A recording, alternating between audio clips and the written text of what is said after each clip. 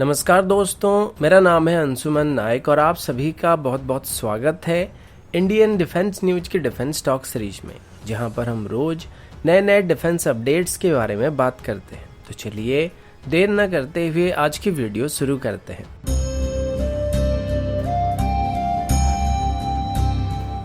आज की पहली अपडेट इंडियन आर्मी की तरफ से है। कल की डिफेंस टॉक वीडियो में मैंने आप सभी को बताया था कि आर्मी की तरफ से अभी लगभग 100 स्वार्म ड्रोन को खरीदने का फैसला किया गया है और ये कॉन्ट्रैक्ट अभी बेंगलुरु की कंपनी को दिया गया था।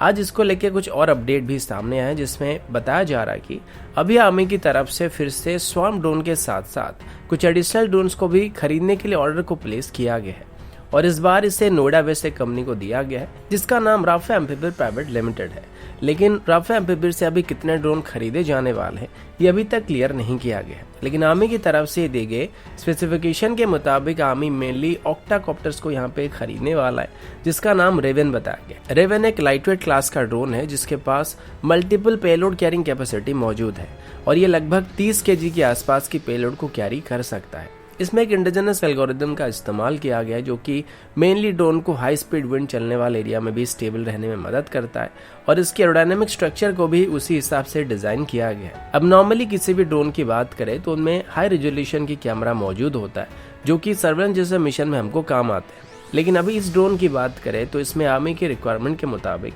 डे नाइट कैमरा प्रोवाइड किया गया है, जिस वजह से इसको दिन और रात में दोनों कंडीशन में इस्तेमाल किया जा सकता है। और इसकी रेंज की बात करें तो ये भी लगभग 20 से 30 किलोमीटर के आसपास होने वाली है। इसको मेनली भारत लद्दाख रीजन में डिप्लॉय करने वाला है जहां पर विंड काफी स्ट्रांग होने वाला है और इसी वजह से यहाँ पे रेवन को सिलेक्ट किया गया क्योंकि ये काफी स्टेबल रहता है और इसे मेनली आर्मी अभी लॉजिस्टिक सप्लाई पहुंचाने के लिए इस्तेमाल करने वाली है, जहां पर हम लोग पहाड़ी ऊंची एरिया में यहाँ पे इसकी मदद से सप्लाई को पहुंचाने के लिए इसको इस्तेमाल करेंगे या कोई भी मेडिकल सप्लाई को पहुंचाने के लिए इस्तेमाल कर सकते हैं या फिर जरूरत पड़े तो इसको सर्वेलेंस के लिए भी इस्तेमाल किया जा सकता है।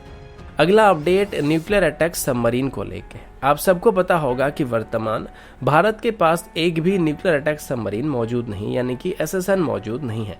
क्योंकि हमारा इकलौता न्यूक्लियर अटैक सबमरीन आईएनएस चक्र को भी रशिया को वापस किया जा चुका है। हालांकि उसका लीजिंग पीरियड अभी पूरा नहीं हुआ था, लेकिन उसमें कुछ टेक्निकल इश्यूज सामने आ रहे थे जिस वजह से इसको वक्त से 10 महीने पहले ही रशिया को वापस कर दिया गया था। अब ऐसे सिचुएशन में जब हमारे पास दो कैरियर बैटल ग्रुप डिप्लॉय होने के लिए तैयार हो रहे हैं, उनको अभी ऑफेंसिव अंडरवाटर स्ट्राइक कैपेबिलिटी देने के लिए हमारे पास एक भी एसएसएन मौजूद नहीं है। कुछ लोग यहाँ पे आईएनएस अरिहंत और आईएनएस अरिहट को लेकर कंफ्यूज रहते हैं, लेकिन वो SSBN यानी कि nuclear power ballistic missile submarine होते हैं और आप किसी भी एसएसएन को SSBN के साथ कंपेयर नहीं कर सकते हैं क्योंकि इनकी डिप्लॉयमेंट स्ट्रेटेजी कम्प्लीटली अलग होता है। SSBN को नॉर्मली अनडिस्क्लोज लोकेशन में छुपा कर रखा जाता है जहां से जरूरत पड़ने पर इनको न्यूक्लियर स्ट्राइक करने के लिए इस्तेमाल किया जाता है। लेकिन वहीं पर SSN की बात करें तो ये किसी भी कैरियर स्ट्राइक ग्रुप को या किसी भी बैटल ग्रुप को फ्रंट से लीड करते हैं और ये एक तरीके से हंटर किलर सबमरीन होते हैं जो कि दुश्मन के शिप्स और सबमरीन को ढूंढ कर मार गिराने के लिए इनको इस्तेमाल किया जाता है। तो अभी जब हम दो कैरियर स्ट्राइक ग्रुप को डिप्लॉय करने वाले हैं तो ऐसे कंडीशन में उनमें हमें कम से कम 2 एसएसएन की जरूरत पड़ने वाली है। इसी वजह से भारत अभी रशिया से 2 एसएसएन को लीज पर लेने के लिए बातचीत करने की कोशिश कर रहा है। पहले भी रशिया के साथ 2019 में एक और अकुला क्लास की एसएसएन को लीज पर लेने के लिए बातचीत किया जा रहा था जिसकी कीमत लगभग $3 बिलियन होने वाली है और इसको लगभग 2026 तक भारत को डिलीवर कर दिया जाएगा। अभी इसी टाइमलाइन के अंदर ही एक और एसएसएन को यहाँ पे लीज पर लेने के लिए बातचीत किया जा रहा है। उम्मीद है कि इसी साल के अंत तक जब Russian president Vladimir Putin Bharat के गश्त पर आने वाले हैं, उसी दौरान भारत और रशिया के बीच पेंडिंग पड़े हुए काफी सारे डिफेंस डील को लेकर डिस्कशन होने वाली है, जिसमें सबमरीन से लेके राइफल, फाइटर जेट और मिसाइल की डील भी शामिल होने वाली है और इन सभी डील की कुल कीमत लगभग $15 बिलियन के आसपास होने की उम्मीद किया जा रहा है। अगला अपडेट तेजस को लेके। आप सबको पता होगा कि मलेशियन एयरफोर्स की तरफ से अभी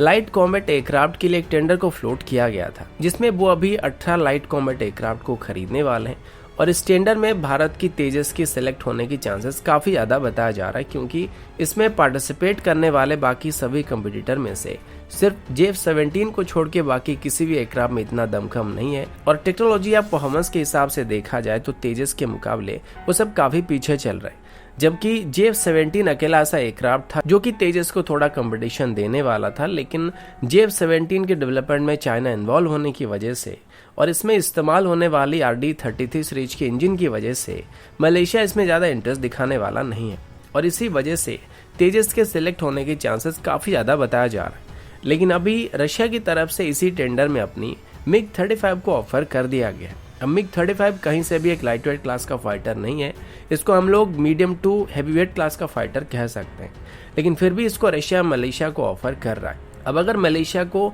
लाइट कॉम्बैट एयरक्राफ्ट की ज़रूरत है तो मुझे नहीं लगता कि वो MiG-35 को सिलेक्ट करने वाले, क्योंकि पहले भी मलेशिया MiG-29 को ऑपरेट कर चुका है और उनकी ख़राब परफॉर्मेंस की वजह से और स्पेशली उनकी सर्विस रिलेटेड इशू की वजह से और इंजन रिलेटेड इशू की वजह से सभी MiG-29 अभी ग्राउंडेड कंडीशन में। तो शायद ही अभी मलेशिया की तरफ से यहाँ पे MiG-35 को खरीदने की कोशिश की जाएगी, वरना अगर प्राइस के हिसाब से देखें, क्या उसी हिसाब से परफॉर्मेंस को नज़र में रखकर देखें तो बेशक MiG-35 तेजस के मुकाबले ज़्यादा कैपेबल एयरक्राफ्ट होने वाला है, लेकिन स्पेसिफिक इसी टेंडर की बात करें तो मुझे नहीं लगता कि MiG-35 यहाँ पे एक सुइटेबल कंटेंडर होने वाला है। अगला अपडेट भारत और पाकिस्तान को लेके। आप सब जानते हैं कि भारत के पास अभी P-8 एयरक्राफ्ट मौजूद है जो कि एक लॉन्ग रेंज की मैरीटाइम पेट्रोल एयरक्राफ्ट है और इसके अलावा इसको इंडियन नेवी की तरफ से दुश्मन के सबमरीन्स को डिटेक्ट करने के लिए और उनको डिस्ट्रॉय करने के लिए भी इस्तेमाल किया जाता है। और इस मामले में भारत अभी पाकिस्तान के मुकाबले काफ़ी आगे है, क्योंकि मैरीटाइम सर्विलेंस प्लेटफॉर्म में पाकिस्तान के पास अभी P-8 एयरक्राफ्ट को काउंटर करने के लिए कोई भी प्लेटफॉर्म मौजूद नहीं है जिसे वो भारत की सबमरीन को डिटेक्ट और ट्रैक करने के लिए इस्तेमाल कर सकते हैं। लेकिन इसी बीच अभी पाकिस्तान की मीडिया की तरफ से ये बताया जा रहा है कि पाकिस्तान की तरफ से अभी अपने पुराने P-3 ओरियन स्पाई प्लेन को रिप्लेस करने का फैसला किया गया है और इनको अभी पाकिस्तान की तरफ से लिनेज 1000 जेट से रिप्लेस करने की कोशिश किया जा रहा है, जिनको स्पेशली मैरीटाइम मिशन के लिए डिप्लॉय करने के लिए मॉडिफाई किया जाएगा और इस एयरक्राफ्ट का नाम अभी सी सुल्तान रखा जाएगा। अभी तक पाकिस्तान के पास जो भी मैरीटाइम प्लेटफॉर्म मौजूद है वो सभी शॉर्ट रेंज के सिस्टम थे, जबकि लिनेज 1000 एयरक्राफ्ट को शामिल करने के बाद ये पाकिस्तानी नेवी को लॉन्ग रेंज की सर्वेलेंस कैपेबिलिटी देने वाला है। साथ ही इसको पाकिस्तान इलेक्ट्रॉनिक वॉरफेयर के लिए, इलेक्ट्रॉनिक सपोर्ट मेजर और इलेक्ट्रॉनिक काउंटर मेजर रूल के लिए भी डिप्लॉय कर सकता है। इसके अलावा इसमें दुश्मन की सबमरीन को ट्रैक करने के साथ साथ उनको डिस्ट्रॉय करने के लिए एंटीसेप मिसाइल भी मौजूद रहने वाले हैं। अब हालांकि अभी तक ये सिस्टम पूरी तरीके से तैयार नहीं हुआ है और इसको अभी ऑपरेशन होने में थोड़ा टाइम लगने वाला है, पर फिर भी ये भारत के लिए आगे चल के परेशानी को क्रिएट करने वाले हैं। लेकिन अगर इनको इंडियन नेवी की P-8 एयरक्राफ्ट के साथ सीधे तौर पर कंपेयर किया जाए तो ये कभी भी इंडियन नेवी की P-8 एयरक्राफ्ट को मैच नहीं कर पाएंगे।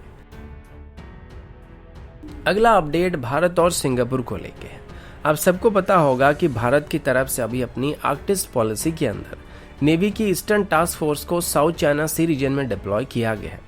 जहां पर ये अलग अलग फ्रेंडली नेवी के साथ जॉइंट पेट्रोल को कर रहा है। और अभी नेवी की तरफ से बताया गया कि भारत और सिंगापुर के बीच अभी साउथ चाइना सी रीजन में एक बहुत ही बड़ी नेवल ड्रिल को कंडक्ट किया गया था।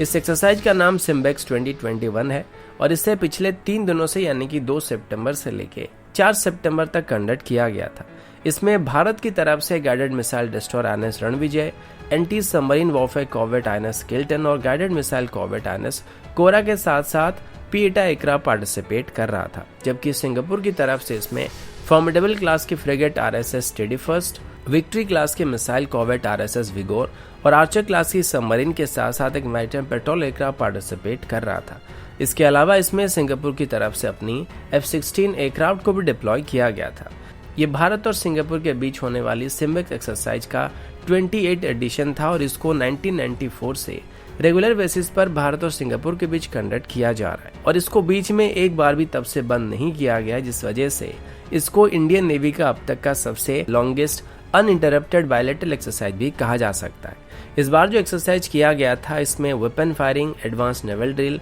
एंटी सबमरीन वॉरफेयर और एंटी सरफेस वॉरफेयर ड्रिल को भी कंडक्ट किया गया था। तो दोस्तों अभी के लिए इतना ही, मिलता हूँ आपसे अगले वीडियो में, तब तक के लिए जय हिंद, वंदे मातरम।